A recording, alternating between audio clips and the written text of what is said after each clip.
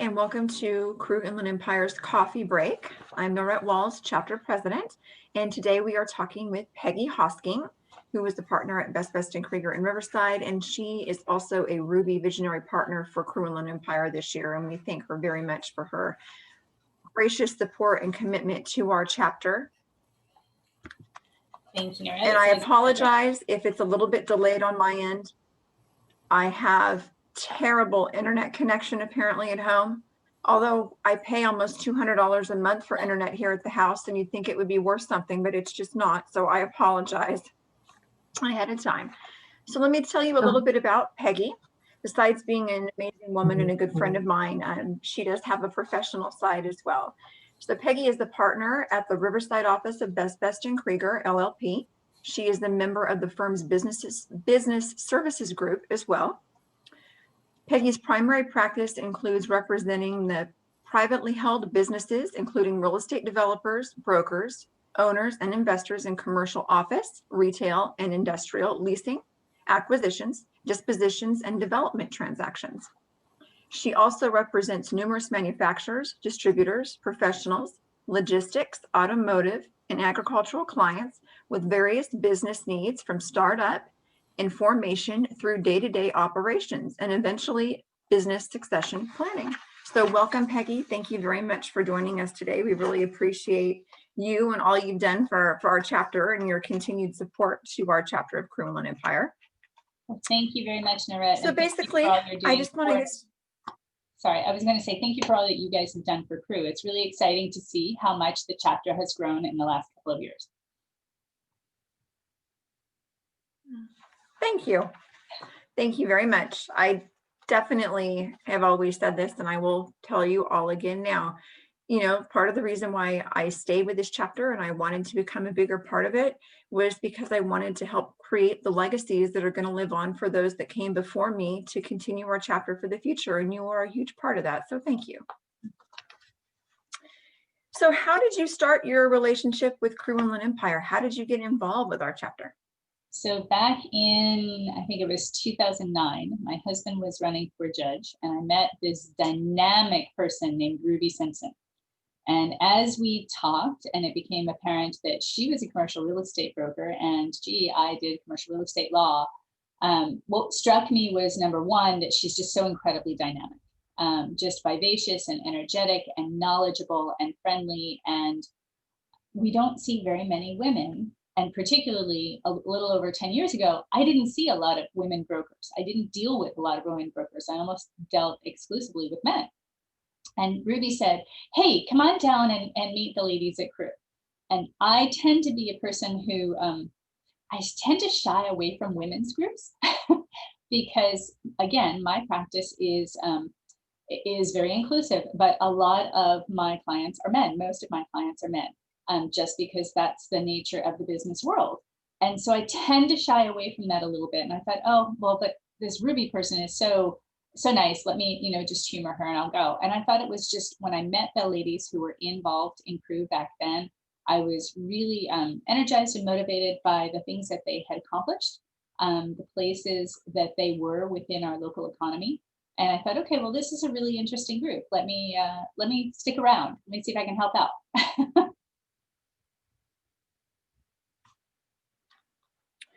So that was 2009 when you got involved with our chapter. And do you know, when did you first decide to take a board position? Oh, Ruby pressed me almost immediately.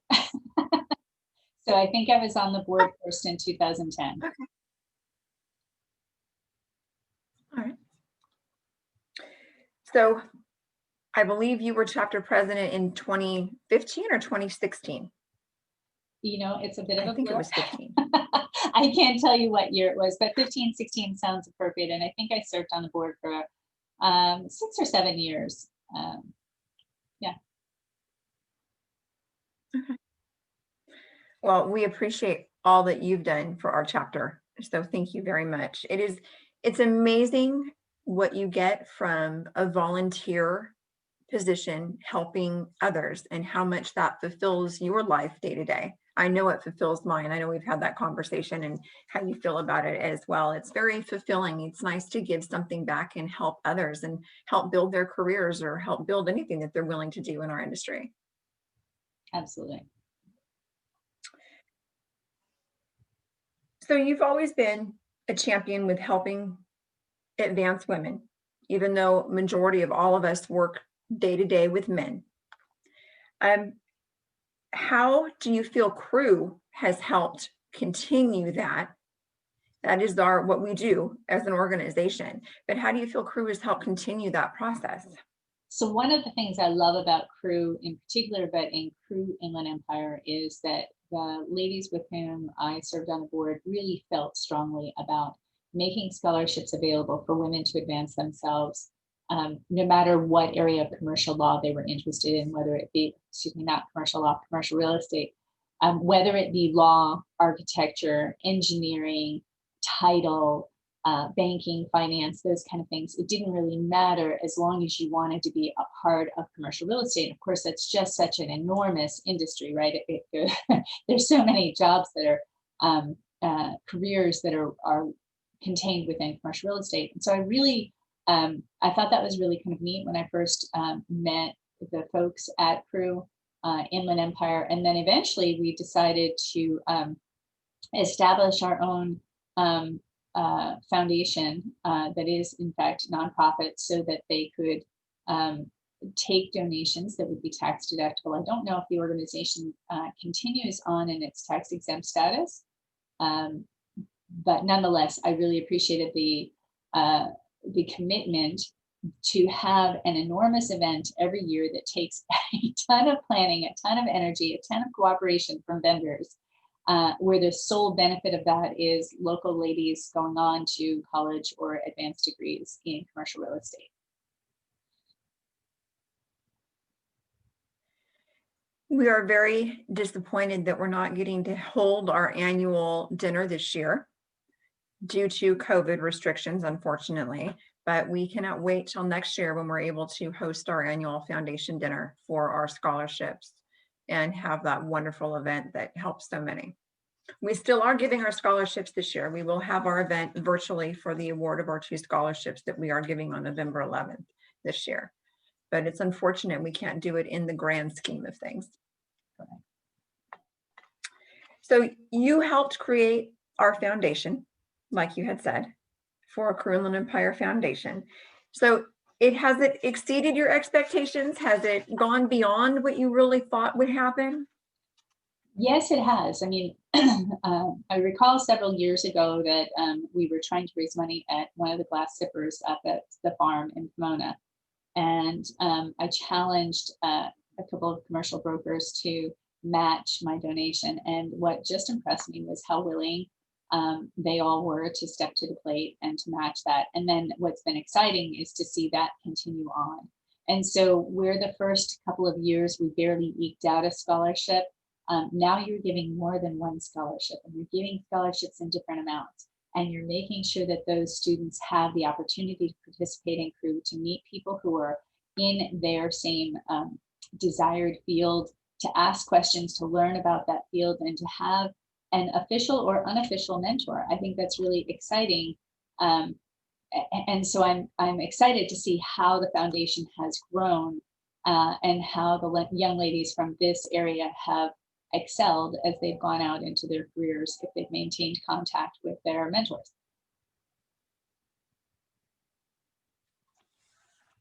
So true. We're all excited to see all of those things continue forward every day. And we always are striving and working harder to do as much as we can for the students and for the scholars. So we like what we're doing for them, and we know that they appreciate all the help that we're giving them. So it's wonderful to be able to do that as well. So Peggy, tell us how you got started in law. Believe it or not, NoRhett, I actually never anticipated practicing law.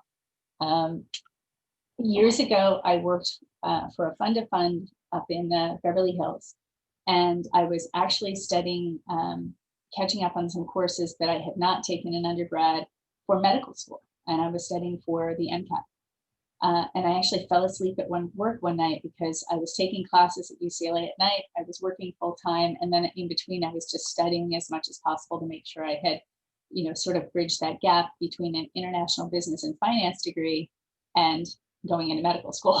They're not exactly a straight line trajectory. And so I'd fallen asleep at work, and my boss said to me, "Hey, what's going on?" And I sort of explained to him what was going on. And he said, I know that you really love the idea of being an orthopedic surgeon. He said, but the field of medicine is changing so much. Are you really sure that's what you want to do? He said, and this is a wildly successful man. I mean, he ran $100 million of investments. So he was a very, very successful individual. And he said, if I were to do it again, I'd go to law school. And I said, well, why, Larry? You hate attorneys. And he said, what I would have learned about business in law school would have been so incredibly helpful for business. He said, you have a really top-notch business brain that I think would be lost, and you'd be frustrated being an orthopedic surgeon. Although I can see why you would want to put the structures back together. He said, I really think that you maybe want to consider going to law school and maybe even getting your, sort of JD MBA. I said, well, that's interesting. And up to that point, I really had no experience with attorneys whatsoever. So I was, as I said, studying for the MCAT. I contacted the company that I was studying with, and I said, hey, is there any chance that there's still an LSAT this year? And could I switch to studying for that? And they said, well, there's an LSAT in 6 weeks, the last one of the year, but yes, we'll let you switch. So I said, great. So I took the LSAT. I scored in the 97th percentile, and suddenly I started getting letters from law school saying that they would pay for me to go to law school. So off I went to law school. So this is not, I had a dream of being an attorney and then someday a judge. This is, that willingness to open doors when there's a knock. That is an incredible story, Peggy. Wow. I mean, absolutely incredible. Well, I'm grateful that you changed your decision to go to law school, because if not, we probably would never have met. Even though we didn't meet through real estate or law, we were actually neighbors, for those of you that don't know, for a number of years. We lived on the same street, and that's how we met many years ago. So with all the different types of law that you're helping with through development or investors, real estate, do you have anything in particular that's like your favorite? You say, oh, I have one of these cases. This is one of my favorite things I want to, help with. Interestingly, it's more the clients. So I do love doing the acquisitions. I like doing the leasing. Certainly, but I really do love that general counsel role, because I have such unique clients from so many different walks of life, and they do so many really unique and interesting things. And so if you get to know your clients a little bit, and you're always thinking about, gosh, what would be beneficial to this group or that group or this client or that client, as you meet other people, you really become, an appendage to their business. And to me, that's the fascinating part, because they all have such different outlooks and such different personalities and such different products.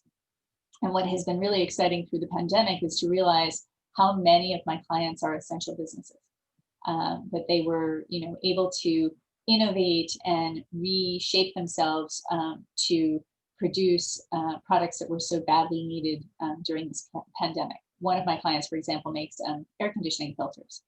And obviously they did quite well during this period of time. And they suddenly had to figure out how to run 3 or 4 shifts because their factories could never close. The demand was that high. And I think they also revamped a little bit to do masks for 3M. Oh my. Unbelievable. That's wonderful that they're able to change like that and help. When you have a manufacturing company, it makes it nice you are able to reinvent the wheel a little bit to do things for others. That's wonderful. So for someone that is new, that maybe wouldn't know why they would use your services, can you give some examples maybe of why someone should contact you for counsel, for information about a certain property or an acquisition they're making? So I often tell friends and those that I encounter within, sort of networking groups, call me whenever your client has a legal need. It may not be something that I do. It may not be something that is right for our firm to do. but it will be something that I will at least be able to direct them to the appropriate party to help them. Because from my perspective, there are, here's one example. I had a client call a couple weeks ago, and he had been given some advice to pursue some litigation. And I explained to him the practicalities of pursuing that particular litigation and how he might achieve what he really wanted, which was to be made whole in the transaction. I didn't engage with him, so he was not technically a client. And I thought I'd never hear from him, again, because he really was gung-ho. He wanted to sue this person. And he actually called me yesterday and he said, "You were the only attorney who gave me good advice. I was made whole, and I'd like to engage you for this other acquisition over here that's going to be a little bit hairy." And so we talked about the problems that he has with title and that sort of thing. So for me, that is much more satisfying, is to make sure that the party on the other end is getting the appropriate advice, not the advice of, someone who just wants to have another client and, more billings and that type of thing, but they're really getting the advice that they need. So as I said, I like that general counsel role. And of course, that general counsel role overlaps tremendously with my real estate background and real estate specialty, because every business needs some kind of real estate.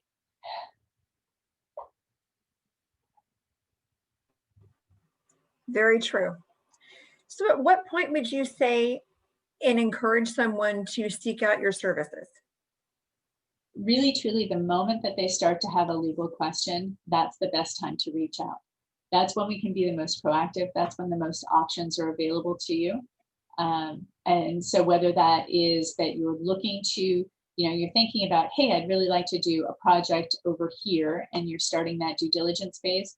And right now I am in the midst of another due diligence exploration and, California law review for a massive energy transaction. They're acquiring 5 facilities here in California, 1 in Indiana and 1 in Alabama. And so those transactions are a tremendous amount of fun, because you get to see all of these other energy deals across the state and see how they've been put together previously. And you're really just, trying to make sure that you're protecting your client as they're acquiring this property, that there's no skeleton sort of in the closet. So, they contact us ahead of time so we can work with them to identify the things that we need in the transaction. It makes that transaction go so much more smoothly. For something else, if someone thinks that, they're in a transaction and it's not going the way that they want it to go, they're thinking about litigation, well, then that's a great time to give me a call as well, because maybe we can stave that off. Maybe we can not create a situation where you're going to end up in litigation, but where we can get that deal closed appropriately and not have some tail liability to be concerned with.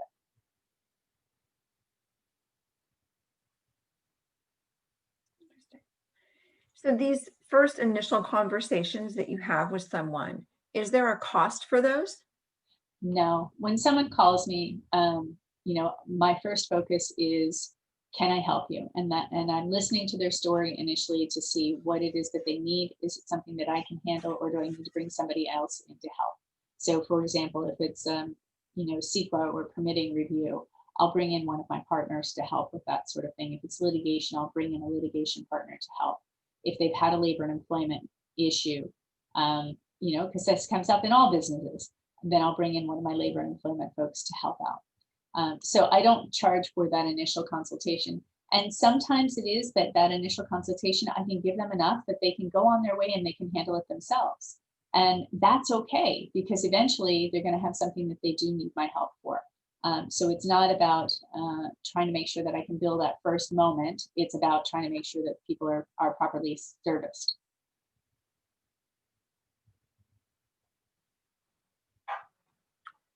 That's nice to know. People are always so afraid to make that first phone call because they're afraid that the second the phone is picked up, the billable hours start. And it's nice to know that there is that availability to call and talk to someone, and it's not going to necessarily cost you $150 for the half hour. So that is really nice to know that. Well, and here's a little secret about Very attorneys. nice. We hate the billable hours as much as you hate billable hours. That is nice to know. Very much so. It adds up quick. It really does. It can sometimes. So before we open everything up to questions for everyone, I would like to share some fun facts about Peggy. So Peggy studied in London at the School of Economics. So can you tell us a little bit about that? So that was really interesting. I went to a very small college in upstate New York that, interestingly enough, was an all-women's college called Marymount, and they had a study abroad program. So I really wanted to take advantage of that. I was fortunate enough to work at Merrill Lynch while I was there, and as I said previously, my major was international business and finance. So I was very excited to be able to go internationally, work for an American bank abroad, and then take classes at the London School of Economics. To see the way that universities are done in Europe, it's a bit different than here. And it felt so much more grown up, thank God. I know that maybe sounds a little silly, but it felt so much more grown up and mature than the colleges here in the United States, at least at that time. Things may have changed dramatically. It's been a few years.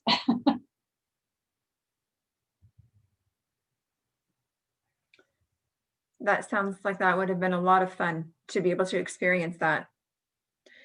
So you sold exotic cars around the world. How did you start in that process? Well, for that one, I'm going to credit my father. He had an exotic car business. And at one point he was contemplating, so that they were based on Hilton Head Island in South Carolina, which is where I grew up. And they were contemplating opening a second location on the West Coast. And he contacted me and he said, you know, I know you are busy with building your career and so on and so forth, but I would really like to open this second location, and I really would trust you more than anybody else. So I said, great, no problem. And I packed up my bags from Connecticut and went back to South Carolina to work with him and learn the business, and then come here to California to open a second location for them. However, one of our critical mistakes was not understanding the economic environment in California at that time. So it was 1996, and the legislature passed the gas guzzler tax, the luxury car tax, and we had a real estate recession all at once. So as you can imagine, notwithstanding the fact that California and South Florida are the two best markets in the country for exotic cars, the exotic car market here took a pretty good dive. There was also a fairly good shakeup in the economy worldwide. We had been trading option contracts for the Ferrari F40 and the Lamborghini Diablo. The F40 being the last one that Enzo Ferrari was actually involved with. And so we were trading the option contracts. The option contracts themselves were about $225,000 MSRP, but they were trading at well over $1 million. So when the cars finally were coming to port, the buyers would get a very short period of notice, 72 hours, that their purchase price was now due. So they would, of course, call their buyer, who called their buyer, who called their buyer, and got all the way down to the guy who had paid $1 million or more for the contract, who would say, yeah, I'm not going to complete that transaction. And they kind of sort of all daisy chains sort of fell apart all the way back down the chain. So it was a very interesting time in the exotic car industry. Again, you meet some really, really fantastically interesting people who just happen to really love, fine engineering and artistry and performance. So we met some really, really interesting people from all around the world. How fun for you. Really fun. Do you have a favorite car that you sold? Is there any one particular model? Well, my son today would want me to say that it was a Bugatti, because he has just an absolute fascination with Bugattis. But I don't know, there were so many really, really interesting cars. Yeah, I don't have a favorite. There were a lot of really neat cars all throughout.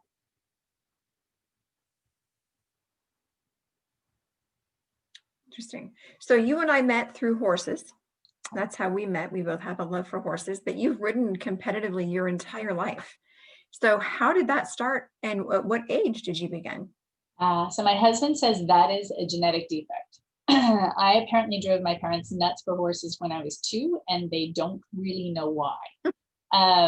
So everything, the poor dogs, you know, I made fashion like harnesses on the dogs to drive them around. And, you know, my Barbie dolls all had broken legs because they were all forced to ride horses. My Barbie dolls actually had businesses buying and selling horses. I don't know. It's just been sort of a thing that is ingrained in me. As it turns out, I was actually wildly allergic to horses, dogs, and cats as a kid.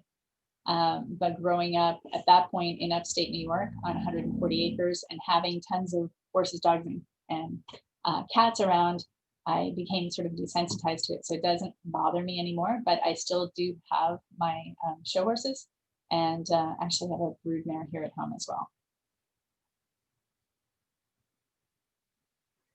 Your horses are very beautiful. That is so much fun. And it's just a nice escape, I think, in life to have when you have so many other things going on.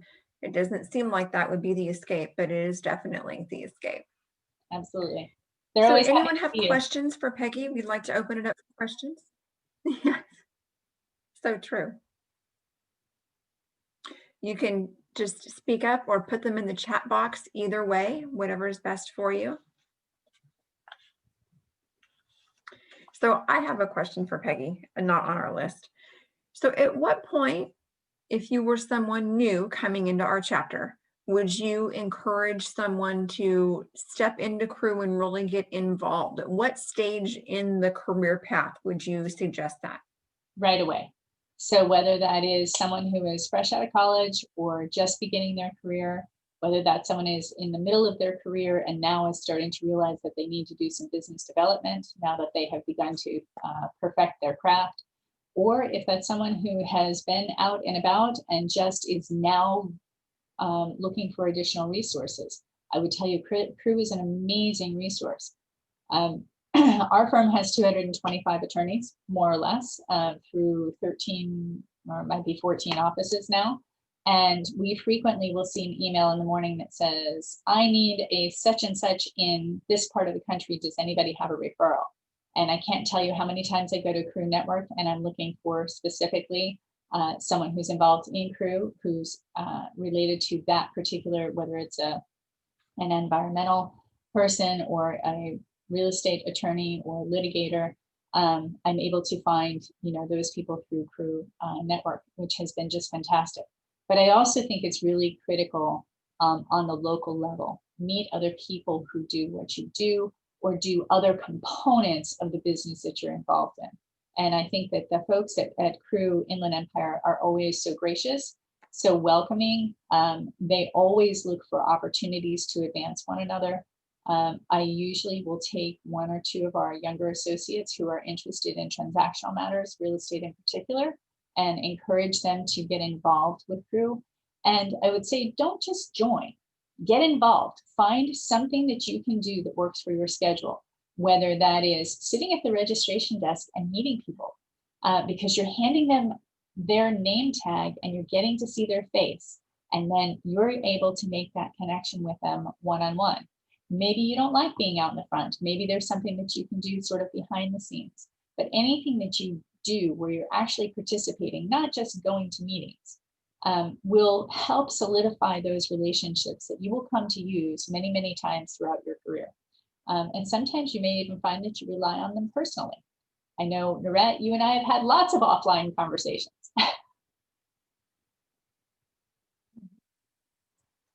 It's so true.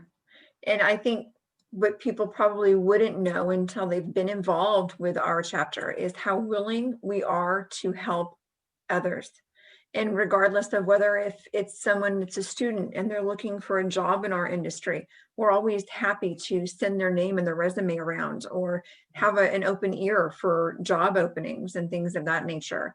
And regardless if you're just starting in your career and you're coming into our chapter for the first time, we love to buddy you up with somebody so you're able to meet someone so you feel comfortable when you go in to an event that we're having. So it is nice to make sure that you make those connections because it's always scary to be the one person in the room that doesn't know anybody else. Absolutely. Well, Peggy, we thank you for your time today. We appreciate everything you've done for our chapter over the years. We thank you for continuing to support us, being a visionary partner for our chapter, and just amazing lady that you are. Thank you for your time today.